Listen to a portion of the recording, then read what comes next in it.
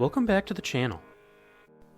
We had seen so much in Oslo so far, including the Holmenkollen Ski Museum, Frogner Park, the Royal Palace, the National Theatre, and Akershus Fortress.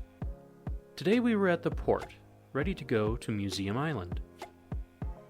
Alright, we got our tickets here, so we should be good to go. Museum Island is actually a peninsula to the west of the city, but the sheer number of museums and places of interest here earned it its nickname. The easiest way to get out to Museum Island is with the ferry.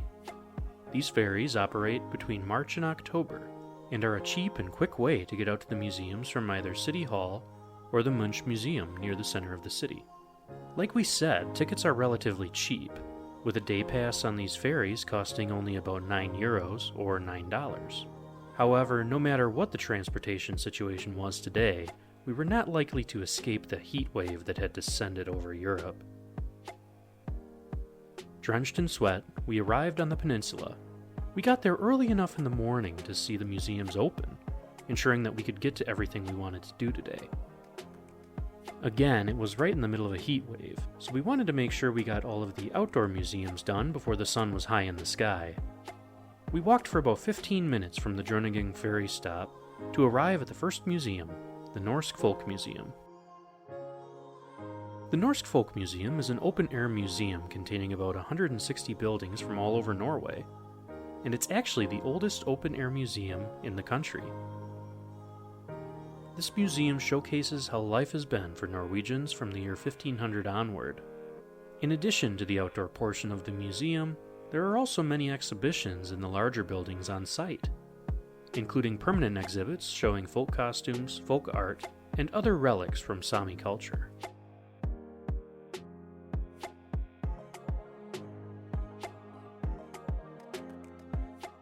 Hey guys, so we made it to the Norsk Folkemuseum, which is like a big collection of indoor and outdoor exhibits. A lot of these buildings were actually brought from other places in Norway. They're actually pretty old. And then a lot of the ones, like the ones we're around right now, are just kind of reconstructions of what an old town looked like and all that stuff. So pretty cool. And apparently in the old days, all of the Norwegian women had key cards to get into places. Yep. So it's good to know. I didn't know that. So this is pretty cool. This is an actual guest house that was moved from this town, Telemark, in the early 1900s. But you can see it's got all kinds of paintings and stuff on the walls, and they think this guy had some money.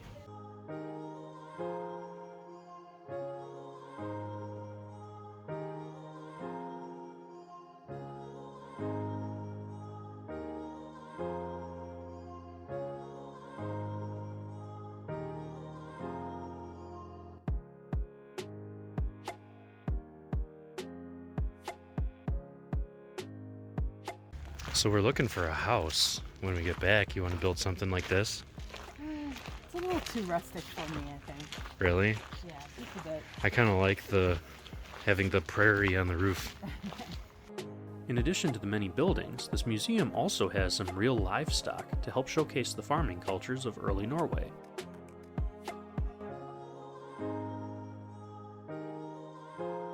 Many of the houses were actually open to the public, and they were staged inside to take on the time period that the house was from. This house was a typical farmhouse from around 1845, and it comes from Lende, an area on the far south of Norway to the west of Oslo. The house features a bedchamber, kitchen, living rooms, and more.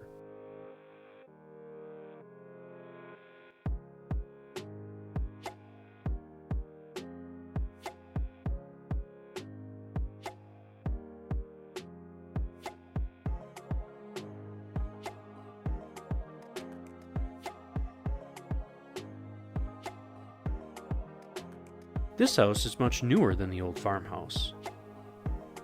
The house was moved from Trøndelag, far in the north, near Trondheim, and is set up to showcase a normal farmhouse from the mid-20th century. The area was quite beautiful and well kept. We enjoyed walking through the various pathways and walkways between these miniature villages, and you could probably spend an entire day here if you wanted to. Next, we made our way up to one of the only medieval buildings on the property, the Stave Church. This Stave Church was from Gaul.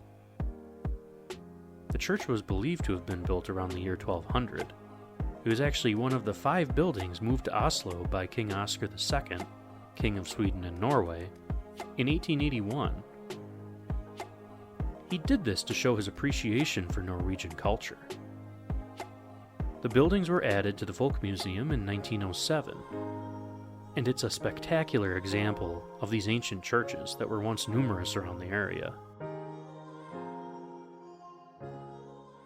We are here at the Stave Church in the Norsk Folkemuseum, and this is pretty special because there's only a handful of these churches left, and we really wanted to see one when we were in Fram. There's a few in that fjord, but it just honestly was too cost prohibitive, and it would take forever to get. I mean, it would be a full, basically, day off our journey, so we're really excited to see one here. And these churches were basically untouched during the Reformation, and a lot of them are 1,000 years old, so this is really neat. After getting our fill of the Folkemuseum, we walked back down to the pier and got on the ferry that would take us to the next stop. This is the stop where we found the Fram Museum. These oddly shaped museums house 2 different ships, both of which went on Arctic expeditions during their time. After visiting the museum, we were actually quite surprised at the number of different people that tried to go on Arctic expeditions. All of these expeditions and their plans are on display in the museum. After reading about some of these adventures, we went up to one of the triangular buildings of the museum, which houses the Goya, the ship that Roald Amundsen used to be the first person to successfully traverse the Northwest Passage. This expedition took place over the course of 3.5 years, from 1903 to 1906. In the museum, you can find several different photo and journal entries from the sailors on the expedition. There are also several models showing what the sailors went through and what they had to contend with on the journey. There were also plenty of different maps showing the routes of the sailors as they traversed through that unforgiving waterway. The ship was finally returned to Norway in 1972, and after many years of refurbishment was put on display first in the Norwegian Maritime Museum and then in the Fram Museum next door. In the museum, you can actually board the ship itself and walk down below decks to get a better look at what life would have been like cooped up on the ship. This exhibit is really spectacular, and it's amazing to believe that you can stand on one of the ships that was the first to go through the full Northwest Passage. It's part of maritime history. Should we get a boat like this? Think you can handle it? It might run a little bit deep if we're gonna sail around our lake. Yeah. We also don't plan on going to the North Pole anytime soon. good. So From there, we moved into the other building of the museum, which showcases a no less interesting historical site, the Fram. This ship, also used by Roald Amundsen, was used to carry sailors and explorers to Antarctica in 1910. In 1911, it helped these sailors to be the first ever to reach the South Pole. Again, you can board this historic vessel and go below decks to see what conditions would have been like. There were also many exhibits around the ship, and there's even an immersive experience projected on the ceiling of the building, making it seem like you're sailing through rough waters, stormy seas, starry nights, and calm days on your way down to the South Pole. Outside of the building is a memorial to the men who successfully made it to the South Pole. The base of the statue reading 90 degrees south, December 14, 1911, marking the location and the date that they accomplished their mission. We reflected on what we had seen in the museum, and we looked over the beautiful harbor as we waited for our boat to come back and take us to the city center once again. If you made it this far, why don't you hit that subscribe button? It really helps out our channel. Back in the city, we walked from our hotel through the central station to get to the business district and the upscale Sørngodstdikeren. We thought this would be the perfect place to go to see the harbor and the newer part of the city while also staying close to the hotel. This was our last day in Norway, and we didn't have much time left before we had to leave for the airport. Walking along the pier, we came across several floating huts with wood on the roofs and smoke vents. We learned that these were all floating saunas. Going to the sauna is a way of life for many Norwegians, so we were not surprised to see them here. However, we did not expect them to be floating out in the harbor. We also saw several people cooling off in the water after taking a steam. You gonna join them and go swimming, Catherine? I would actually like to swim, but Yeah. it's actually not allowed. Yeah. Walking a bit further, we stumbled upon a fenced area called Salt. This is actually a cultural village that focuses on art and music. We could see that there were several musical acts and shows scheduled there, and there were plenty of places to eat and drink. If you don't want to go to the floating sauna, you can also find a huge sauna overlooking the water here.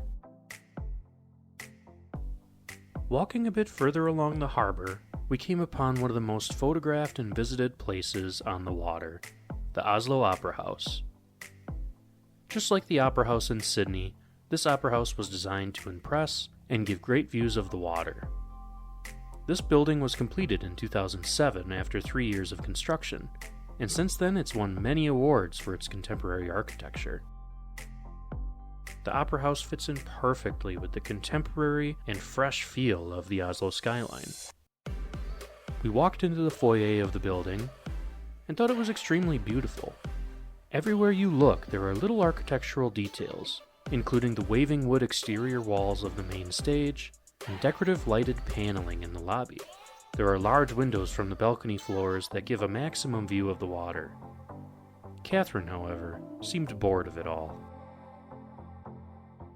The exterior of this building is almost entirely covered in flat white granite, giving it a smooth and clean look from afar.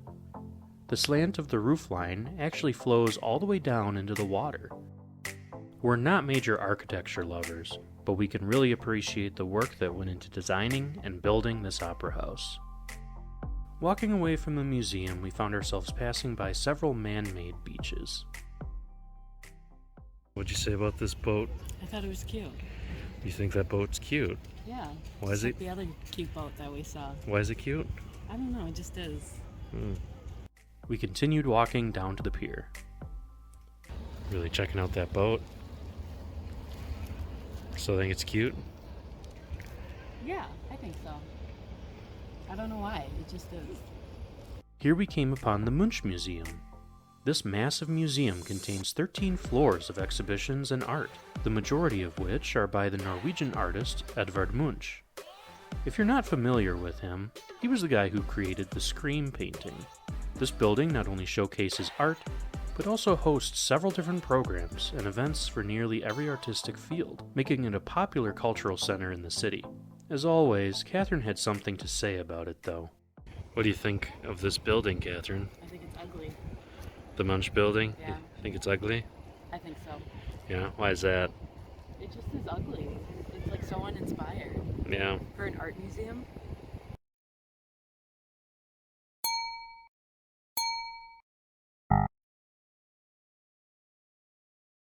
After taking in the Munch Museum, we were starving and searched for a place to eat. Luckily, we found a little man-made island that was surrounded by food trucks and outdoor seating. It had just opened, so we were actually the first ones there. We got some beers and pizza from the extremely friendly staff and had a great meal here. And it only cost about 30 euros too, which is a steal for Oslo. Yeah, we found this cool little spot out by the Munch Museum. It's like basically an island of food trucks and a bar cart, basically, and that's all it is. Reasonable prices. From lunch, we made our way over to the promenade on the other side of the water.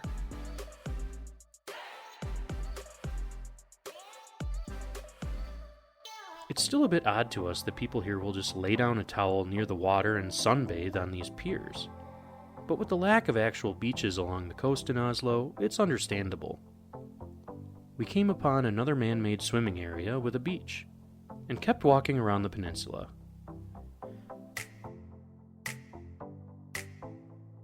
From the water here, we could look out over the harbor and see all different types of boats and activity going on.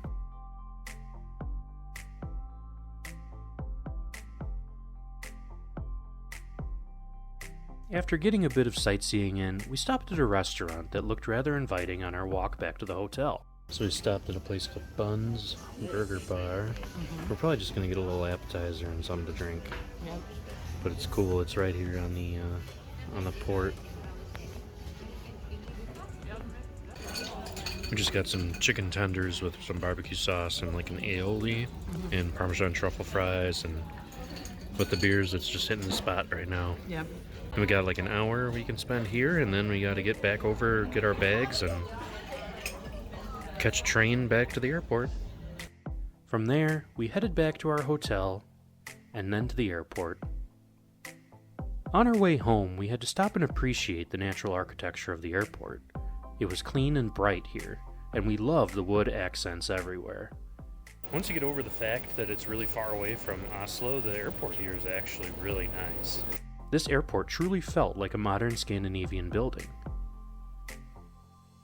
However, before we knew it, we were back home in Munich.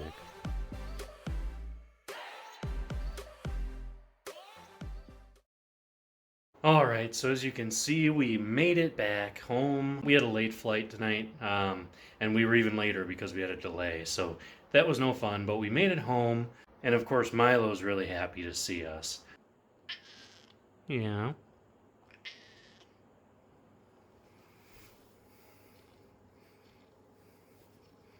We do have a caretaker come in every day to play with him and feed him and make sure everything's okay in the apartment, so you know, it's not like he's alone, but then, of course, we come home, and he's all over us.